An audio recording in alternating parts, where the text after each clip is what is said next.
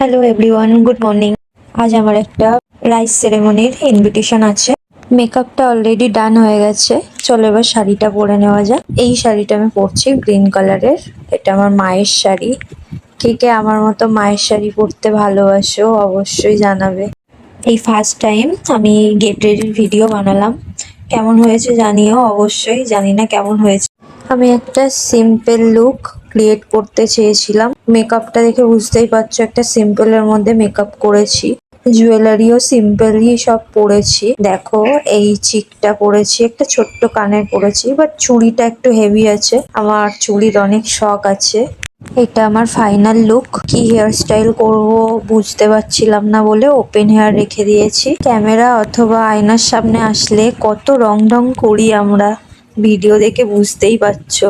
Ready হতে হতে 2 ঘন্টা, আবার ক্যামেরার সামনে নিজেকে দেখতে দেখতে আরো 1 ঘন্টা। এটাকে নিয়ে যে আমি এতটাই বিরক্ত, দেখতেই পাচ্ছ।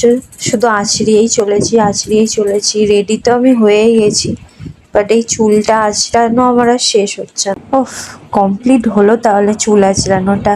চলো এবার যাওয়া যাক।